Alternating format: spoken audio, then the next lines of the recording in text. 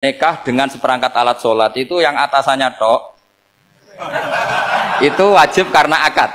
Nanti bawahnya nunggu setelah hubungan apa? Intim. Loh, ini hukum Quran, bukan hukum saya.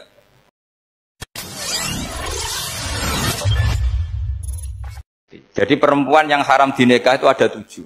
Yang faktor nasab, yaitu siapa? Ibu, putri, saudara putri, bulik dari bapak, amah itu bulik dari bapak, kholah itu bulik dari ibu, keponakan dari saudara lelaki, keponakan dari saudara perempuan. Ini disebut haram karena nasab, nasab gen. Kalau orang Jawa bilang hanya 4 karena ngitungnya bulik baik dari bapak maupun ibu. Kalau orang Jawa bilang kan bulik terus keponakan dihitung 1. Padahal ada keponakan dari saudara lelaki, ada keponakan dari saudara apa? Perempuan. Wabanatul akhi wabanatul ukhti. Terus kedua, haram karena rodok. Kita tahu dalam hukum Islam rodok adalah sama dengan nasab. Jadi ibu yang pernah menyusui kamu berarti jadi ibu kamu, dan saudara sepenyusuan berarti menjadi saudara kamu. Ini disebut wa ummahatukumul lati arda'nakum wa akhwatukum minar rodok. Terus ketiga, haram karena musoharoh, karena besanan. Jadi pagi ini misalnya saya nikah dengan Sri, bilang qabil tu nikaha wa taswijaha bil mar'il madkur. Setelah nikah dengan Sri ini otomatis ibunya dia menjadi mertua. Otomatis haram saya apa? Nikah. Ini namanya haram karena musoharoh. Atau kamu punya anak Zaid. Zaid pagi ini akad dengan Sri. Berarti Sri adalah menantu Anda. Otomatis haram bagi Anda. Itu namanya haram karena musoharoh, karena bisanan. Itu yang disebut waroba apa haram-haram itu kan seterusnya itu wa ummahatu nisaikum. Apa ibu dari istri-istri kamu.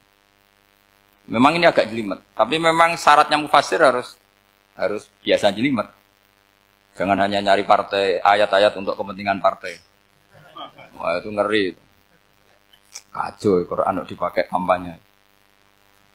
Terus itu berarti sudah 3 kan? Haram karena nasab, karena rodok, haram karena musoh. Terus yang keempat ini, haram yang bukan karena sebab pada seorang perempuan, tapi karena istri orang. Disebut wal muhsanatu minan nisa. Haram menikahi perempuan yang masih milik orang lain. Nikah yang sah itu begini dalam hukum fikih Islam. Saya nikah dengan Sri, kalau hanya akad, itu saya wajib bayar mahar hanya separuh. Jadi kalau saya janji bayar 1 miliar, berarti wajib bayar berapa? 500 juta. Kalau janjinya 100 juta, hanya bayar 50 juta. Itu yang wajib bil akdi. Nanti wajib sepenuhnya nunggu bil jima. Kalau sudah hubungan intim, baru wajib 100%. Jadi kalau ada di Jawa, nikah dengan seperangkat alat sholat, itu yang atasannya tok, itu wajib karena akad. Nanti bawahnya nunggu setelah hubungan apa? Intim. Loh, ini hukum Quran, bukan hukum saya. Makanya kan wa in talaqtumuhunna min qabli an tamassuhunna, saat terus fanis suma faradtum. Hanya wajib bayar setengah. Nah, perempuan yang sudah diajak hubungan intim itu kata Allah fa'atuhunna ujurahun, maka wajib kamu bayar penuh. Jadi ayat itu tentang perempuan yang sudah dinikah, kita harus bayar berapa? Harus bayar penuh.